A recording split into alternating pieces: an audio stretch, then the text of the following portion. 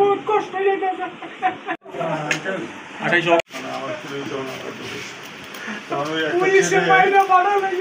একটা ছেলে ওই একেবারে মাইরের নিচে ফেলা রাখছিল।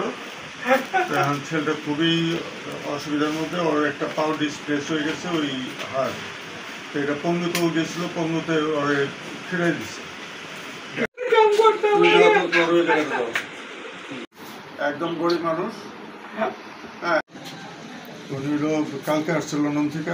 ইউনিয়ন 11, 12, 13 নিয়ে না, তুমি একজন যোদ্ধা। আমার কথা হলো যে তুমি বিএনপির একজন সমর্থক, তুমি বিএনপির যোদ্ধা। আমার ঠিক আছে বাবা, পড়াশোনার যে হ্যাঁ পড়াশোনার কাজে এই খরচাটা প্রতি মাসে আমরা মুক্তি নেওয়া, তোমার যা খরচা লাগে তোমার খরচা তুমি দৌড়ান দিছে, টিয়ার গ্যাস মারছিল, মানুষের চাপ খায় দোতলা বন্ধ হয়েছে, তার নিচে আমি পড়ে রয়েছি, আমার তো শরীরে টিয়ার গ্যাস পড়ছে, ছিটা গলি খাইছি, আর পুলিশের ধরে মারছে। এটা ছিটা গলি দেখ পুরা মরা।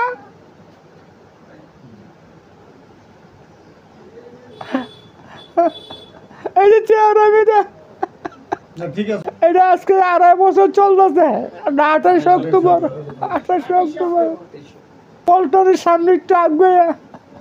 এখানে আমরা সব দলীয় তো ভাবে গেছি, আমি ছোট থেকে বিএনপি করেছি। আপাতত কোন ছোট, আমি একটা কর্মী 11 নম্বর ওয়ার্ডে দায়িত্ব গ্রহণ করছিল, মাসুদ সাহেব মিলে দায়িত্ব মিলে নিছে। বাবা এই যে মিটিংয়ে যাওয়ার পরে, বিএনপির একটি কর্মস্থলে যাওয়ার পরে তাকে অনেক গুরুতরভাবে আহত করা হয়।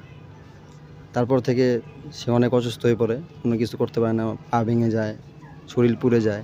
আমি তখন পড়ালেখা করতাম, কিন্তু আমার বাবা অসুস্থ হয়ে যাওয়ার পরে আমি পড়ালেখা ছেড়ে দিই। তারপরে আমি কাজ করি আমার ফ্যামিলির দিকে তাকিয়ে, আমি তারপর পড়ালেখা করতে পারিনি, কিন্তু এখন যদি সুযোগ হয় তাহলে আমি পড়ালেখা করতে চাই।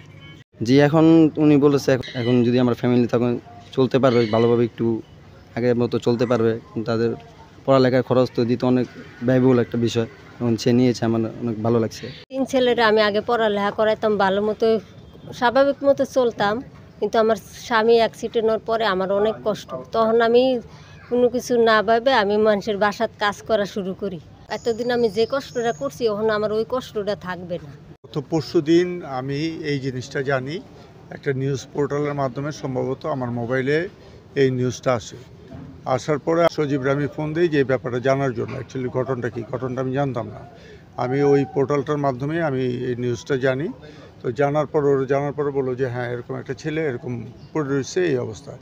তো এইটা আমি তারপরে দেশনায়ক তারেক রহমানের যেভাবে হোক আমি এই খবরটা পৌঁছাই, এবং উনি বলে যে এই দায়িত্বটা ওনার তরফ থেকে আমাকে গ্রহণ করার জন্য। ঠিক আছে, তো তারপরে আমি এইমাত্র, আপনারা দেখছেন যে আমি এইমাত্রই আলাপ করছি ওনার সাথে, এইমাত্র আবার উনি আমার রিটার্ন কল ব্যাক করছে। আগামী রবিবার অথবা সোমবার এরে শিফট করা হইব পঙ্গু হসপিটালে। ঠিক আছে, এবং এর যা চিকিৎসা আনটিল ভালো হওয়ার আগ পর্যন্ত সমস্ত চিকিৎসার দায়ভার উনি নেবেন। এটা আমি করব আমার তরফ থেকে, হ্যাঁ, কিন্তু তার on behalf of the chairman, তো উনি এটা সমস্ত কিছু করবে। এইমাত্র আমার সাথে কথা হয়েছে। তো আল্লাহর রহমতে যে আমি আশা করি যে যেহেতু উনি জানছে ব্যাপারটা, উনি শুনছে ব্যাপারটা, ওর চিকিৎসাটা এতদিন যেহেতু জানে নাই, হ্যাঁ, যার জন্য আজকে 2টা বছর যাবৎ এই ছেলেটা এইভাবে অযত্ন অবহেলায় এই জায়গায় পড়ে রয়েছে, কেউ তার খোঁজ খবর নেয় নাই। আমি যতদূর শুনলাম যে মহল্লার লোকজন 2-4-5 হাজার টাকা করে দিছে তার ওষুধপত্র হাবিজাবি কেনার জন্য।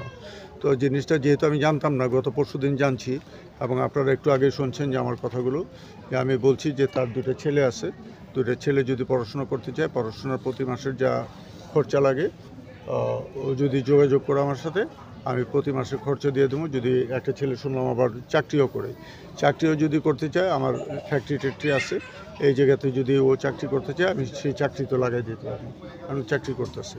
চাকরি পড়াশোনা দুটোও যদি করতে চাই তাও আমি পারবো, এটাও কোনো সমস্যা না। তো এইটার যেটুকু আছে, আর সাময়িক চলাচলের জন্য আমি কিছু টাকা পয়সা আমি দরকার হলে ওর কাছে দিয়ে দেবো না। আর সোমবার দিন রবি সোমবারের মধ্যে আমি এইমাত্র যখন আলাপ করলাম এবং ওনারা আলাপ করা ঠিক করছে, ওনারা আমার ফোন দিবে, ফোন দিলে ওরে এই জায়গা থেকে পঙ্গুতে ট্রান্সফার করে নিয়ে যাবে।